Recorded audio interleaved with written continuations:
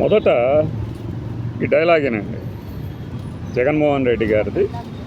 జగన్మోహన్ రెడ్డి గారు మాట్లాడిన దాని మీద చంద్రబాబు నాయుడు గారు, లోకేష్ గారు చాలా సమర్థవంతంగా కౌంటర్లు ఇచ్చినటువంటి ఈ వీడియోలు చూడండి. బయట పక్కన హెరిటేజ్ షాప్ లో ఎంత అమ్ముతున్నారు? ఇదే ఉల్లి. బయట పక్కన హెరిటేజ్ షాప్ లో ఎంత అమ్ముతున్నారు? ఇదే ఉల్లి కేజీ 35 రూపాయలకి అమ్ముతారు. హెరిటేజ్ అవుట్లెట్స్ ఎట్లా ఉన్నాయి? బుద్ధి ఉండాలా? బుద్ధి లేని నేను చెప్తా. హెరిటేజ్ అవుట్లెట్స్ ఉన్నాయి. కరెక్ట్. అంటే ఏది చెప్పినా నమ్మేస్తాను. హెరిటేజ్ అవుట్లెట్ ఎక్కడుంది? హెరిటేజ్ అవుట్లెట్ ఉందా? మీకు తెలియదా? హెరిటేజ్ అవుట్లెట్స్ ఉన్నాయి. ఇప్పుడు ఒక విచిత్రమైన వింత జీవులు వీళ్ళంతా ఊహాగానాలు నివసిస్తూ ఉంటారు. ఎంత వాస్తవాన్ని కూడా చెప్పేస్తున్నారంటే అది చూస్తే నాకు వీళ్ళు జాలేయాల వీళ్ళ పైన, లేకుంటే వీళ్ళని ఏం చేయాలి, ఏం పక్కన హెరిటేజ్ షాప్ లో ఎంత అమ్ముతున్నారు? ఇదే ఉల్లి. ఇదే హెరిటేజ్ లో ఎంత అమ్ముతున్నారు? ఇదే హెరిటేజ్ లో వీళ్ళు అమ్మేది ఎంత రేట్ అమ్ముతారు? కేజీ 35 రూపాయలకి అమ్ముతారు. ఉల్లిపాయ బంగాళదుంపల మధ్య తేడా తెలియదురా స్వామి. లోకేష్ గారు ఉర్లగడ్డ వేరు, బంగాళదుంప వేరండి. ఉర్లగడ్డ అంటాం, పొటాటో తెలీదు. హెరిటేజ్ స్టోర్ సరే అయ్యా జగన్ గారు స్టోర్లు అమ్మేసి 8 సంవత్సరాలు అయింది. 8 సంవత్సరాలు అయిపోయింది. అవన్నీ future retail, Reliance retail store గా మారిపోయినాయి. అది కూడా అలా ఉంది పరిస్థితి. రైట్, అది హెరిటేజ్ అమ్మేసేసి 8 ఏళ్ళు అయింది. అది ఫ్యూచర్ బజార్కి అమ్మారు. ఫ్యూచర్ బజార్లో వాటాలు రిలయన్స్ వాళ్ళు కొన్నారు. ఓకే, అదంతా అది వేరే స్టోరీ. అసలు ఇప్పుడు బిగ్ బజార్లోనే కనపడకుండా పోయినాయి అక్కడ కూడా. అది వేరే స్టోరీ. కిషోర్ బియాని ఏమనుకొని కొన్నాడు వీటిని. తర్వాత రిలయన్స్ వాళ్ళు ఏమని దీంట్లో వాటా తీసుకోవడానికి రెడీ అయ్యారు. ఆ తర్వాత అమెజాన్ వీళ్ళకి ఇచ్చిన జలక్ ఏంటి, అది వేరే స్టోరీ.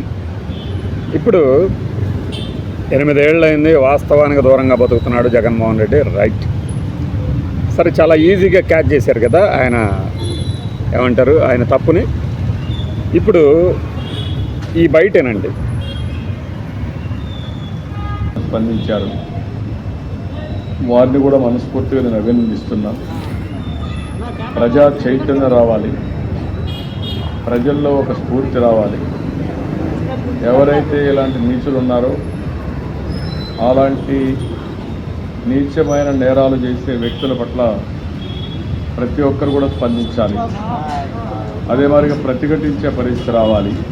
అది చూశారు కదా, చంద్రబాబు గారు ఎంత స్టైన్ వార్నింగ్ ఇచ్చారు. అది దాచేపల్లిలో జరిగిందనమాట. ఇప్పుడు ఒక ముసలోడు 52 ఏళ్ళు వాడి చెట్టు కూర వేసేసారు.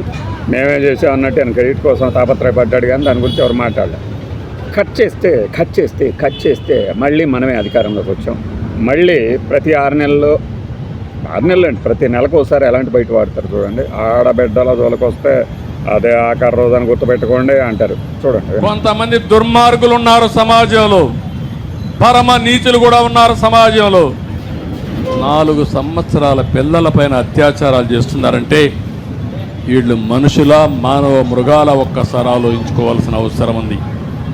వాళ్ళ నడి రోడ్లో చట్టం కానీ పరిమితిస్తే, నడి రోడ్లో ఉడేస్తే ఒకరిద్దరిని, అప్పుడే వీళ్ళకి భయం. చంద్రబాబు నాయుడు గారి పాలనలో 2014లో కానీ 2024 తర్వాత కానీ ఆడబిడ్డల జోలికి వస్తే ఆయన ఊరుకోడు, అస్సలు ఊరుకోడు. మరి అదే 8 ఏళ్ళు అయింది.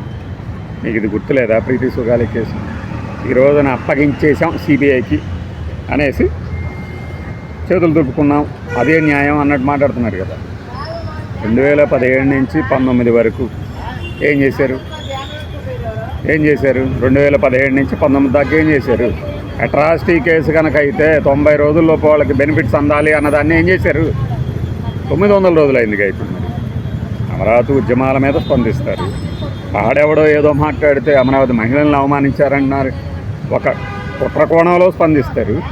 అనంతబాబు డ్రైవరు డోర్ డెలివరీ చేశారు అని కళ్ళెగరేసి మళ్ళీ కేసులు రీఓపెన్ చేస్తారు. కాదంబరి జత్వానీ కేసులో కూడా సూపర్గా ఉంటాయి. మరి ఇదేంటి? 8 ఏళ్ళు అయింది కదా, మీరే చెప్తున్నారు కదా మీ హెరిటేజ్ మార్ట్ని అమ్మేసేసి 8 ఏళ్ళు అయిందని. మరి ఇది కేసు కూడా 8 ఏళ్ళు అయింది సార్. ఆడబిడ్డలు కదా వీళ్ళు. న్యాయం చేయండి సార్. మరి న్యాయం చేయండి అంటే నిందితులను పట్టుకొని శిక్షించమనండి. బెనిఫిట్స్ మీరు ఇవ్వలేదు, జగన్మోహన్ రెడ్డి చేసేటు. ఇప్పుడేంది ఇదంతా జగన్మోహన్ రెడ్డి చూడదామని చూస్తారు. ఎలా సార్ ఇది? ఎలా అంటే మా లాంటి మట్టి పొరలకు అర్థం కావట్లేదు దీంట్లో న్యాయం చేయటం ఏంటనేది. కాస్త చేయండి మరి.